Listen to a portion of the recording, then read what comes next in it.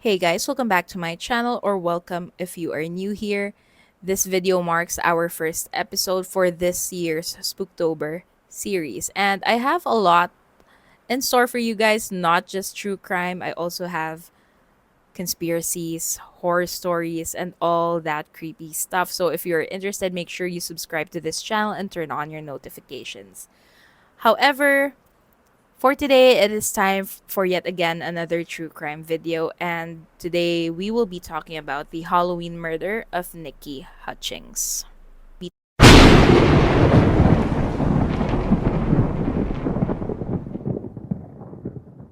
Nicole Marie Hutchings was born on June 15th, 1983 in San Francisco, California. She lived with her mother Robin and her stepfather Jim, but moving forward with today's video, I will be referring to Jim as Nikki's father because her biological dad was out of the picture, and Nikki had always thought of Jim as her real dad. Now, from San Francisco, the family later moved to Bend, Oregon in 1987 after Jim and Robin had Nikki's younger sister, Amanda, in 1987, as I've mentioned. And just a few years later, they welcomed their youngest, Timothy, in 1992. The family settled in a rural area surrounded by nature. There was even a river at their backyard, which honestly sounds amazing. But Nikki's favorite place was Drake Park. Nikki grew up in a loving household and was described to be someone who had a lot of interests. She did well in school and loved to learn, but she also had a lot of co curricular activities to keep her busy. She loved crafting, camping, and just being around nature. She also had an early interest in hunting and shooting rifles because her dad, Jim, used to be in the military. However, this changed when she saw a deer up close and was just so fascinated by it that she made a decision that day that instead of hunting animals, she wanted to someday help them and become either a veterinarian or a marine biologist. Nikki was also described to be a tough girl and was considered to be one of the boys. Her dad Jim taught her and her siblings how to defend themselves in situations where they needed to, and sadly for Nikki, this was a pretty common occurrence. She wasn't a bad girl by any means, but she was the type to not let bullies get away with their wrongdoings, and she was extremely outspoken too.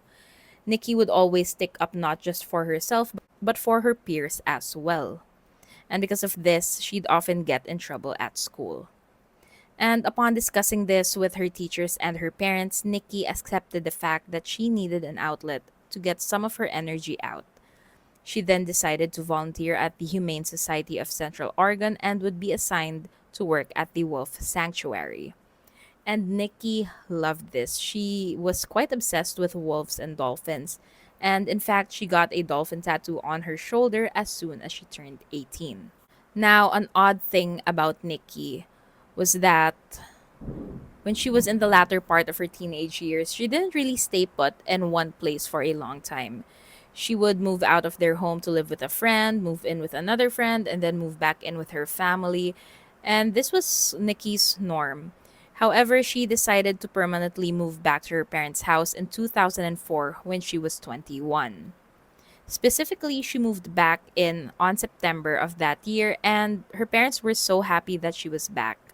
But sadly, they wouldn't have Nikki for that long. On October 31st, 2004, the family got up quite early to prepare for Halloween. Now, at this point, the kids were too old to go trick or treating themselves. However, Nikki was beyond excited to hand out Halloween candy and see kids in costumes. Now, aside from animals, Nikki also had a soft spot for kids, so this was quite exciting for her. That morning, Nikki's sister Amanda actually asked if she could pick her up at 7:45 after her shift.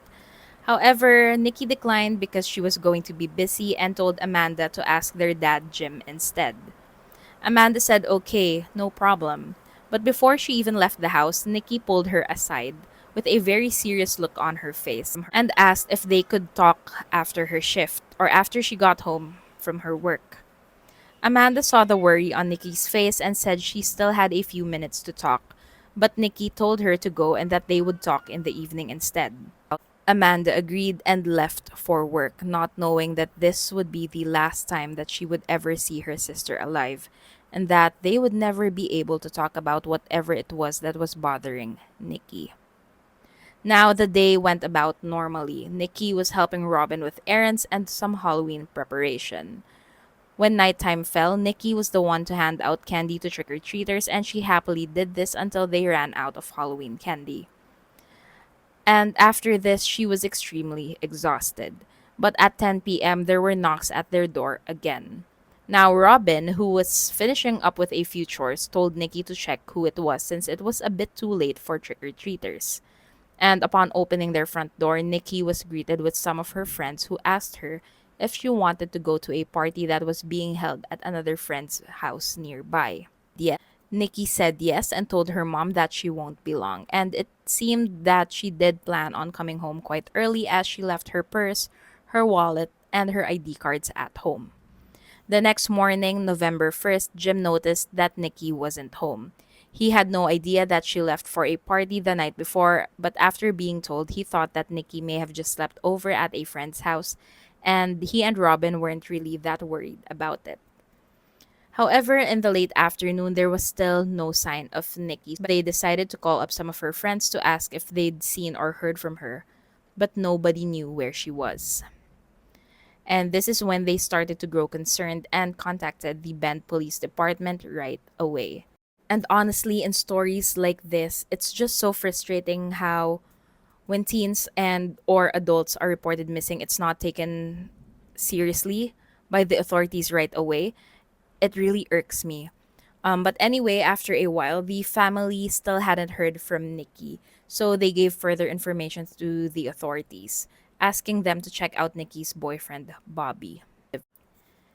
Now, according to Jim and Robin, the family liked Bobby at first, but the more they got to know him, the more they started to notice that he had abusive tendencies and he wasn't really treating Nikki that well. He was questioned on November 2nd, but all he told detectives was it wasn't his job to keep tabs on his ex. And this raised even more suspicion because, as it turns out, Bobby and Nikki had broken up just the weekend before she disappeared.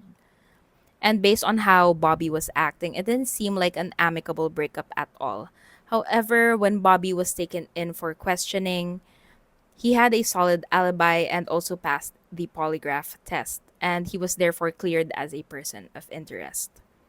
At this point, the police had no more leads, but they did interview a woman named Jenny who was friends with Nikki.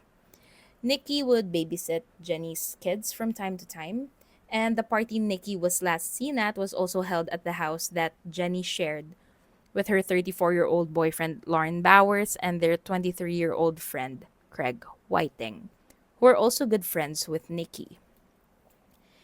It was then discovered that it was actually Craig who had picked Nikki up from her house that same night she disappeared.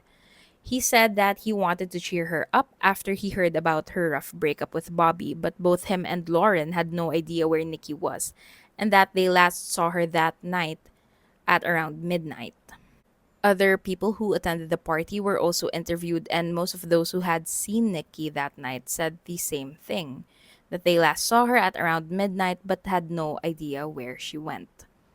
A massive search for Nikki was then conducted and was led by her own family, and this is when her disappearance really started to get more local traction, attracting more leads to come in. Three separate tipsters called in and mentioned the same guy, named Danny Shane, who was better known in the area as Spider. Spider was said to be a gang leader who tormented people in the area, and according to the three people who came in with these leads, the police should definitely check him out as he was going around bragging to people that he killed Nikki Hutchings and had buried her somewhere in his property. The authorities wasted no time and took Danny Shane in for questioning. They discovered that Nikki's family knew him because he and Nikki actually went to the same high school. When asked when he last saw Nikki, he said that they talked a few weeks prior, and coincidentally, this would line up perfectly around the time that she went missing. However, Spider denied having anything to do with her disappearance, and he too passed a polygraph test. A search on his property was also conducted, but nothing was ever found. So Danny Shane, or Spider, was also cleared as a person of interest.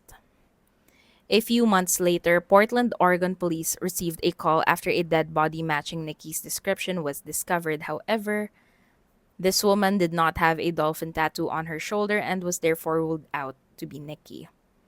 Now, this whole time, the police had also been tracking Nikki's phone and credit and debit cards, and they found activity on her credit card a few months after her disappearance. However, Robin admitted that it was actually her who had used it. Years went by and this case turned cold. Until March 2007, when Jenny went back to the police station once again to let the investigators know that she had previously lied to them about not knowing anything about what happened to Nikki. According to Jenny, she knew that her then boyfriend Lauren had something to do with Nikki's disappearance, and although she was still terrified of him, she was now ready to talk and help the police and Nikki's family find answers. According to Jenny, Lauren explicitly told her that he planned to kill Nikki the same night of the party, and she kept quiet all these years because he threatened to also kill her if she spoke a word to the police. Jenny then volunteered to wear a wire and talk to Lauren about what happened that fateful night. She and Lauren met up at their local park where Jenny started to ask questions. And right from the beginning, Lauren was already paranoid and asked Jenny if she was working with the police, as she told him over and over again in the past that she didn't want to hear about what he did. But Lauren finally said that he only did what he had to because he can't let Nikki ruin the life he had with Jenny and that he had her gotten rid of. Once the police heard this, they arrested Lauren right away and brought him in for further interrogation. But he wouldn't really cooperate. So the police brought in Craig Whiting, the friend Jenny and Lauren lived with at the time and the same person who admitted to picking Nikki up from her house that night. According to Craig, Lauren was the mastermind and had asked him to take care of Nikki because, according to Lauren, she was spreading false rumors that Lauren SA'd one of Jenny's kids. And upon checking previous reports, Nikki did file a police complaint regarding this, but nothing was ever done. Upon being asked if Craig had any ill feelings towards Nikki or if she had done anything wrong to him personally, Craig said no, but he should be able to do anything for his best friend Lauren, even.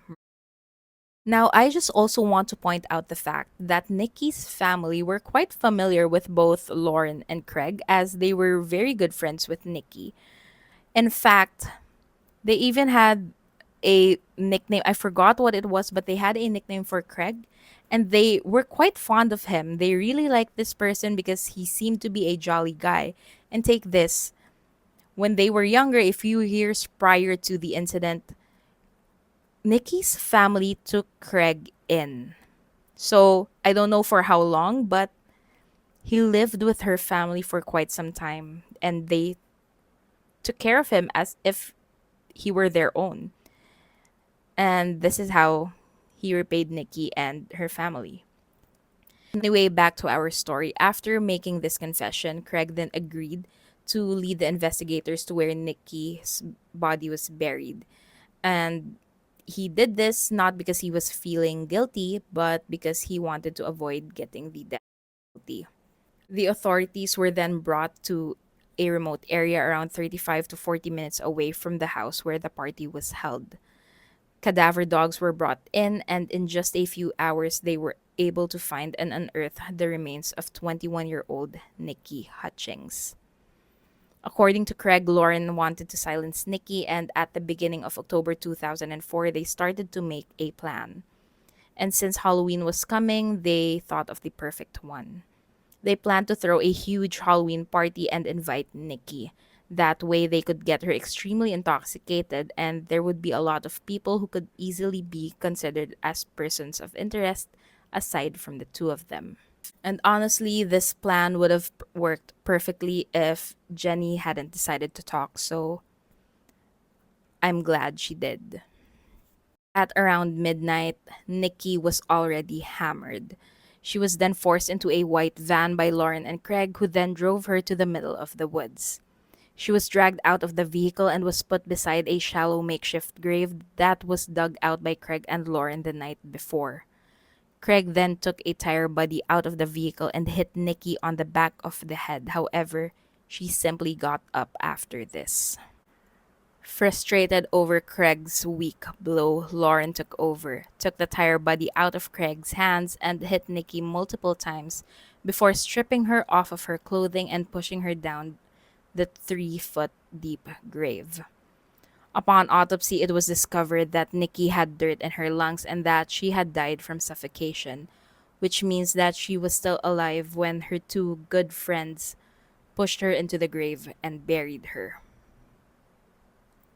On March 13th, 2007, both Lauren Bowers and Craig Whiting were charged with one count of aggravated, one count of conspiracy to commit murder, and two counts of first degree kidnapping. A memorial service for Nikki was held on March 23rd, and this was attended by her family, friends, and other members of the community. On December of 2007, Lauren Bowers pled guilty to all charges, and Craig Whiting did the same thing on February of 2008. They were both sentenced to life in prison without the possibility of parole and will remain behind bars forever. And this is an extremely sad case. I couldn't even imagine what was running through Nikki's mind when this was all happening. Yeah, she was intoxicated, but she was probably still pretty aware of what was going on in her surroundings. And I just wonder what she was thinking during those times. She was probably, I mean, those two were she was really good friends with both Lauren and Craig, especially Craig, who basically lured her into her own murder. And these two definitely deserve the sentence that they got. And I do understand that Jenny was terrified. I'm just glad that she spoke up and decided to help, even though it took her 3 years to do so. I do understand how someone could get so scared. I mean, Jenny knew that Lauren was capable and she was probably scared for her and her kids' safety. And I hope getting justice for Nikki gave her family some peace. And gosh, this is just such a sad case. But anyway, that is all the information that I have for you guys for today's video. Don't forget to give this video a thumbs up if you found it interesting and subscribe if you haven't. Thank you so much for listening to Nikki's story, and I will see you guys on my next video.